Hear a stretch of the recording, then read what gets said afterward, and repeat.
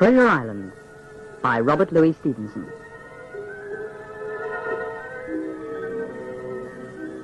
Part 1. Squire Trelawney, Dr. Livesey, and the other gentlemen have asked me to write down the whole story of Treasure Island. I will leave out nothing, except for a description of the island, because there is still treasure buried there. And so I'll begin with the time when my father owned the Admiral Benbow Inn, and an old seaman with a sabre came to stay with us. Jim Hawkins. I remember him well. One day he came to the door of the inn. He knocked on the door and my father let him in.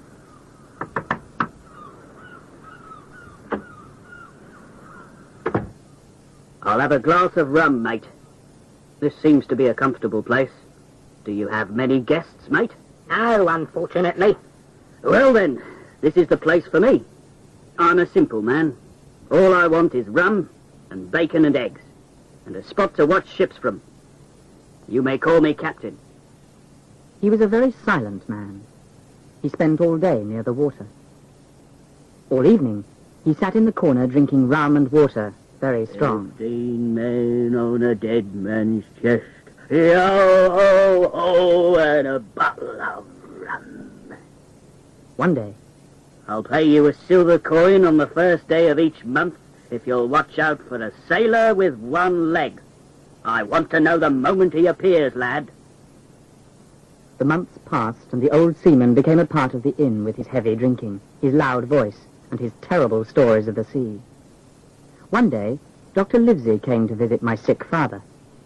Shut up, you two. I want silence. Keep on drinking rum and the world will soon be rid of a dirty scoundrel. What? Put that knife down right now or you'll soon hang.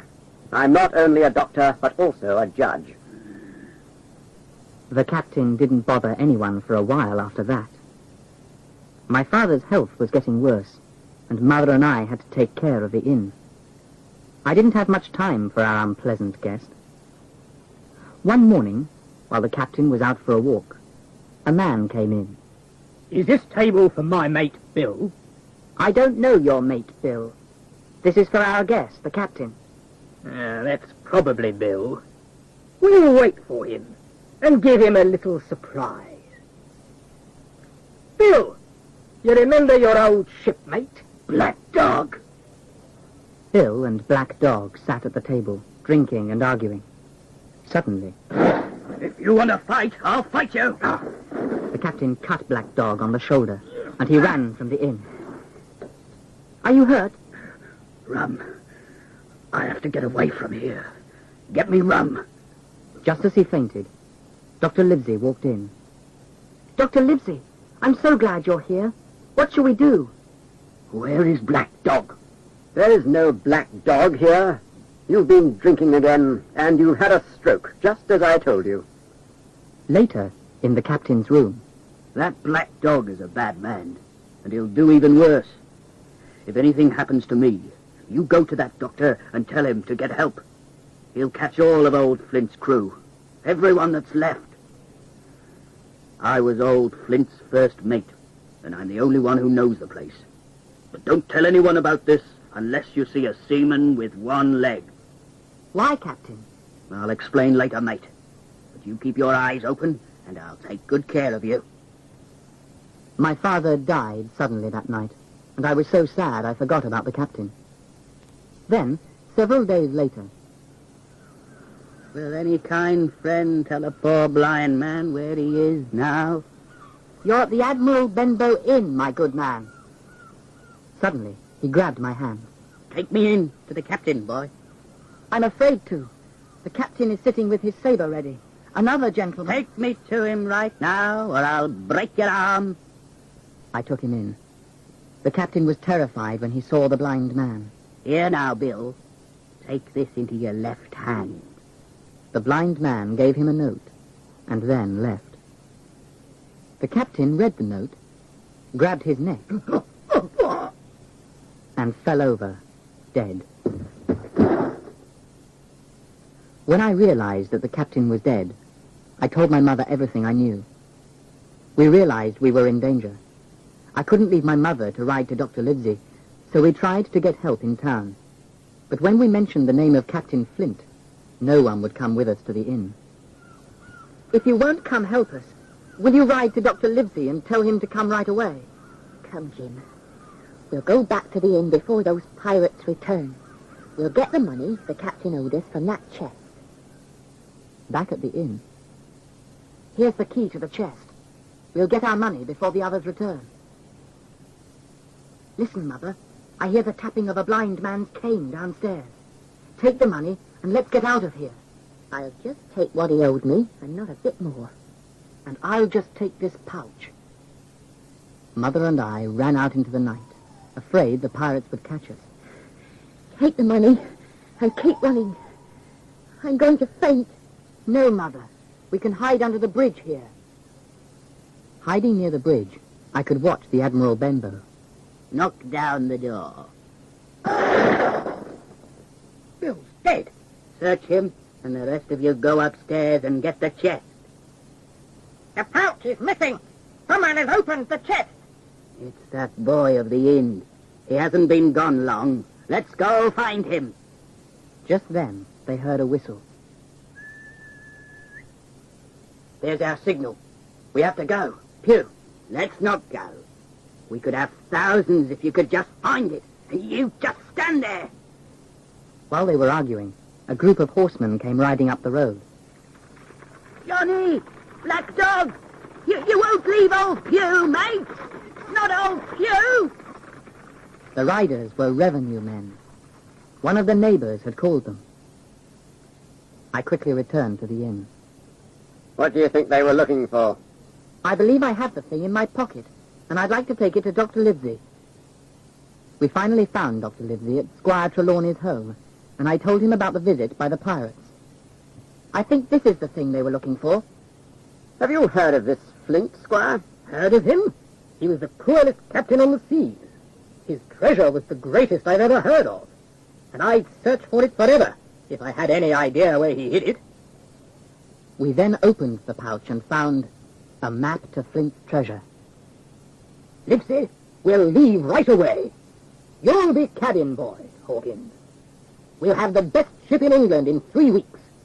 We'll find the treasure and have all the money we want, forever. Several weeks later, we heard that Squire Trelawney had bought a good ship, the Hispaniola, in Bristol.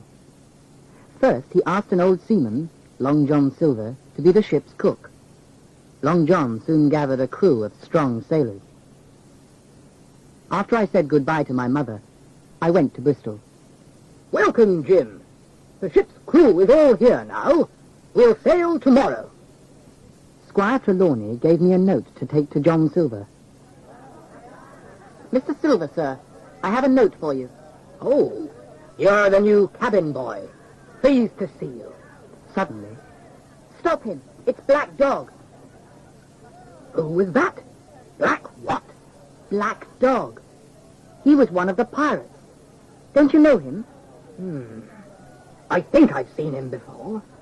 He used to come here with a blind man. I knew that blind man, too. His name was Pew. We told the squire and Dr. Livesey what had happened. It's too bad that the scoundrel got away, but there's nothing we can do about it now. Silver left. Be on board by 4 this afternoon. Aye, aye, sir. I don't usually agree with you, Squire, but I like that man. Yes, he's the best. Come now, Hawkins.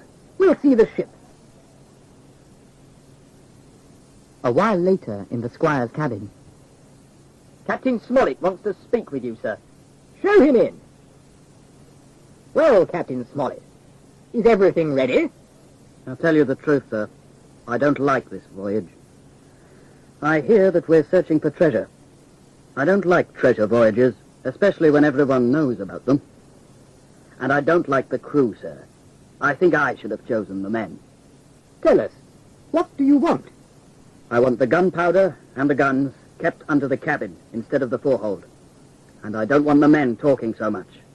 They're saying you have a map that shows the exact place of the treasure on the island. As captain, I have to be sure the voyage is safe. I must have what I want. I'll do what you ask, Captain Smollett. But I don't agree with you. Trelawney, I believe you have two honest men on board. That man and Long John Silver. Silver, yes. But that man is rude, and not like a sailor.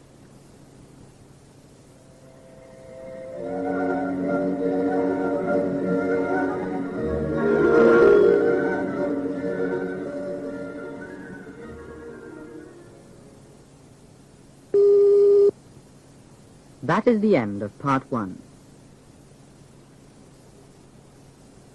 Part 2. The voyage started well. The ship was a good one. The crew were strong sailors, and the captain understood his business. Although things on board the Hispaniola were going well, Captain Smollett was not pleased. He still did not like the voyage. One day, I went to an empty apple barrel. I climbed inside of it. Then I heard... Flint was captain of the ship then. I lost my leg on that voyage, and old Pew lost his eyes. Those days paid me well, but it's this trip that will make me rich. How about you, lad? I'm with you. How long are we going to wait? I want to take over the ship right now, so we can take life easy. Who's going to set the course if we get rid of Captain Smollett? We can all steer, of course, but we need someone in the cabin to plan it for us. I'll get rid of them all when we have the treasure on board. We have to wait for the right time. We need Captain Smollett to sail the ship for us. The squire and the doctor have the map to find the treasure, and they'll help us get it aboard. I only want one thing, to kill Trelawney with my own hand. I lay quiet in the apple barrel, terrified. I didn't know how to get out to tell my friends what I had heard. Then, suddenly... Land ho! In the excitement, I jumped out of the barrel. I ran to my friends. Doctor, get the squire and the captain and go to your cabin. I have terrible news. In the cabin, I told them what I had heard. We have time until the treasure is found, and we have some honest men on board. We have to start the flight when they're not expecting it. I'm sure the men I brought with me are our friends. With us, that will be 7. Jim can help us. More than anyone, the men are friendly with him. Hawkins, we need you to do a man's job. I'll do what I can, sir. In the morning, the Hispaniola lay just off the shore of the island. The crew were all hot and tired and didn't want to work. Only Silver was cheerful. Yo-ho, my lad, yo-ho! The captain called a meeting in the cabin. I'm going to let the men go ashore. I'm afraid that if I give them more work, they'll turn against me now. Silver will talk to them and try to bring them back. If he can't, we'll defend the cabin and hope for the best. We've had a hot day, and we're all tired. If you want to, you can go ashore for the afternoon. The crew quickly got the boats ready. I decided to go ashore too, and I jumped into a boat just as it started out. No one noticed me on shore. I started looking around the island. Soon, I heard voices. Because I like you, Tom, I'm telling you the truth. I want you to save your neck. It's all over. You can't change anything. I won't join those scoundrels against the captain. I'd rather lose my arm. Suddenly, there was a terrible scream. Oh, my God! What was that? That, I think, was Alan. Then he will rest in peace like a true seaman. You've killed Alan like a dog. Kill me too if you can. Just as the sailor started to walk away, Silver grabbed a tree branch and threw his crutch at him. Without leg or crutch, Silver quickly moved to the man and killed him with his knife. Then he gave a signal with his whistle. It's all over now. I'm afraid. I ran from the spot as fast as I could. I'll never be able to get back to the ship now. Suddenly, I heard something. What is it? A man or a monkey? Who are you? Ben Gunn. And I haven't spoken with a man for 3 years. I could see now that he was an Englishman like me. Were you shipwrecked? No, mate. Marooned. Tell me the truth. Is that Flint's ship? No, but there are some of Flint's men aboard. That's bad for us. After, I told Ben Gunn about the voyage. You can trust me. If your squire will take me home on the ship and give me some of the money, I'll help. Now I'll tell you my story. I was on Flint's ship when he buried the treasure. He and 6 strong seamen. When the treasure was buried, he murdered them all. Now the secret of this place is mine alone. Flint returned to his ship, the Walrus. Where did you bury the treasure, Flint? You can go back to land if you like. This ship is going out to get more. 3 years ago, I was on another ship. We came ashore to look for the treasure. We've been looking for 12 days. Now, Gunn, where is it? Angry, they left me here. You, Ben Gunn, can stay and look for Flint's money for yourself. Go back and tell your squire my story, and tell him I'm not a pirate. Later, Dr. Livesey told me what had happened on the ship while I was on shore. He was meeting with the squire and the captain in the cabin. We can jump the 6 scoundrels left on board and sail away. But there's not a bit of wind out there to help us. Suddenly, a sailor named Hunter appeared at the door. Excuse me, gentlemen, but young Jim jumped into a boat and went ashore. What? Those men are so angry, I'm afraid we won't see Jim again. Hunter and the doctor went ashore to find out what was happening. There's a stockade on the map. Let's take a look at that first. Hunter, stay here and watch the boat. I'm going up to the stockade. I'll be ready if you need help. The stockade was 100 yards away. The doctor looked all around the stockade. A spring. This is a better place than our ship. We don't have enough fresh water on board. Suddenly, he heard the terrible scream of a man. Could that be Jim? We have to hurry. That sounds like the beginning of a mutiny. Come on, Hunter. We have no time to lose. Back at the Hispaniola, That sailor, Gray, is on our side. The stockade will be a good place for us. We can protect ourselves against the sailors there. Good. Let's get as many guns and supplies as we can before the fight begins. Hunter, Joyce, and the doctor made several trips to the stockade with supplies. After the second trip, the doctor left the other 2 at the stockade to watch the supplies while he returned to the ship for the other men. 5 men, including Smollett and Gray, jumped into the boat and started for shore. On the way to shore, they looked back at the ship. Look, Doctor, the gun. We forgot to destroy it. Trelawney, try to hit the man who is shooting. Trelawney missed. The man at the gun dropped down, and one of the others was hit. Suddenly, from the shore, came the shouts of the pirates. They have only one boat, Captain. The others will probably try to get us when we reach the shore. I'm not afraid of them. It's the shot from the ship that worries me. Just then, another shot came from the ship. It missed them, but as they fell down low into the boat, the stern began to sink. Fortunately, they were in only 3 feet of water, so they quickly left the boat and ran for shore and the stockade. Just as they reached the stockade, 7 mutineers came after them. They quickly shot at them and hit one. The others ran away. But then a shot hit Tom Redruth. The squire and the doctor shot back, although they saw no pirates. They carried Tom, badly hurt, into the stockade. Tom, my man, you'll soon rest in peace. I wanted to shoot back at them before I died. He died in his duty to his captain and ship. And so Tom died. Captain Smollett had brought some things. A Bible, some rope, pen and ink, and the British flag.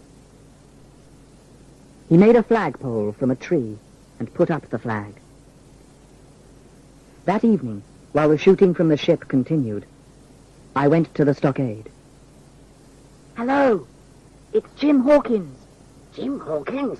Come on in, boy. They welcomed me warmly. Jim, boy, it's good to see you. Come inside. Where have you been?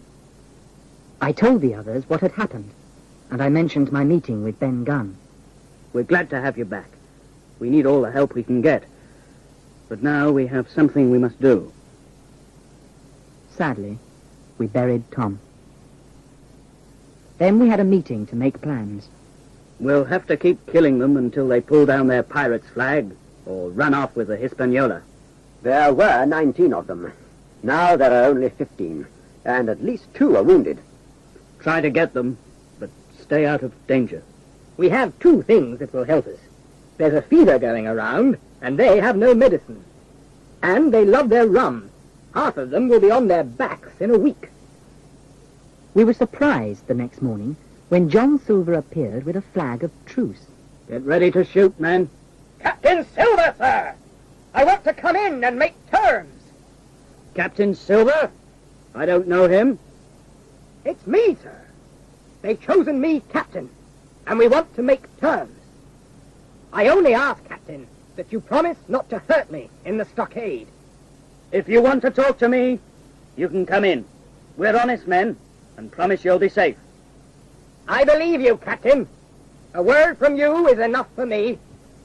Silver quickly climbed the fence and dropped safely to our side. Please, sit here. Aren't you going to let me inside, Captain? It's a cold morning. No, I'm not. If you were an honest man, you would be sitting in the ship's galley. Now you'll hang as a pirate and mutineer. If you give us the treasure map and stop shooting at us, we'll give you a choice. You can either come on the ship, and we'll take you safely home, or we can divide the treasure with you and send a ship to pick you up later. Now listen to me.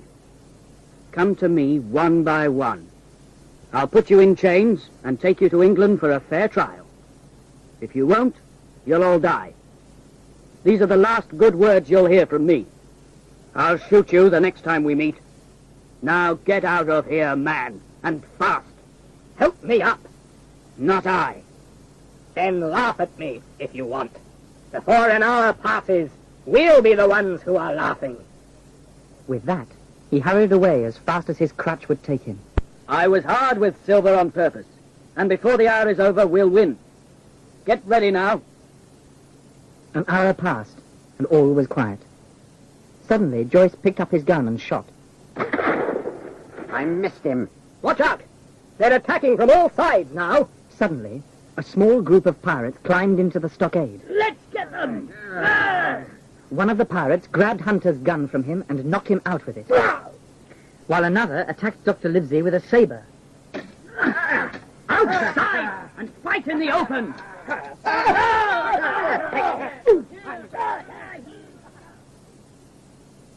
The fight was hard, but short. We killed 5 mutineers, and the others ran away. On our side, Joyce and Hunter were dead, and Captain Smollett was wounded. We were now 4 against 9. But the mutineers didn't return, so after dinner, I went out to take a look. I went to look for Ben Gunn's boat, and I soon found it. I can go out and set the Hispaniola adrift. No one will see me in the dark. After I cut the ropes, I decided to have a look on board. I'll just take a look in that window and then leave. I looked through the cabin window and saw 2 of the pirates fighting. I then returned to the small boat. Oh, I'm getting sleepy. And so the night passed, as I dreamed of home.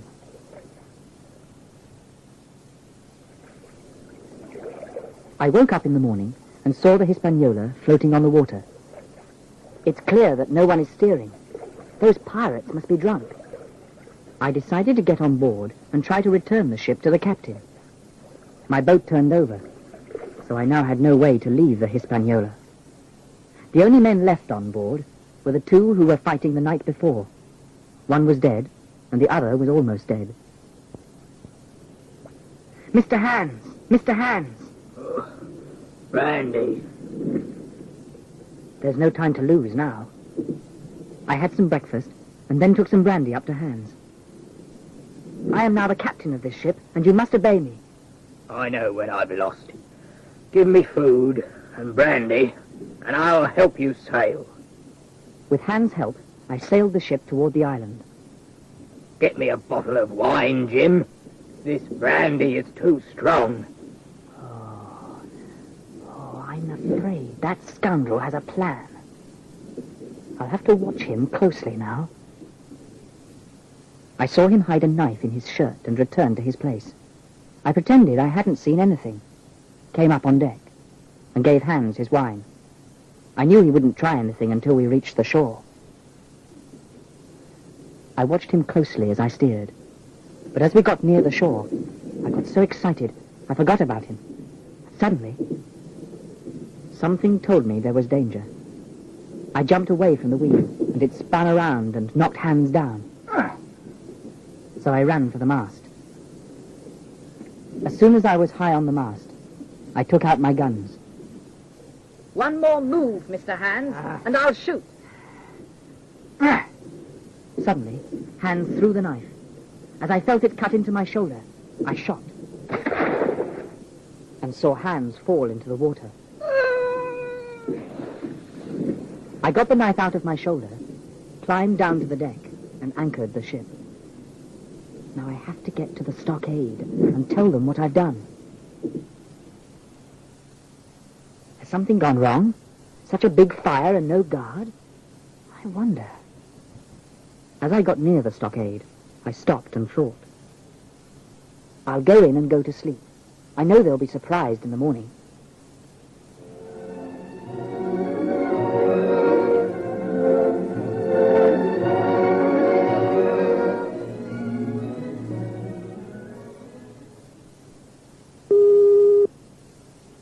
That is the end of part 2.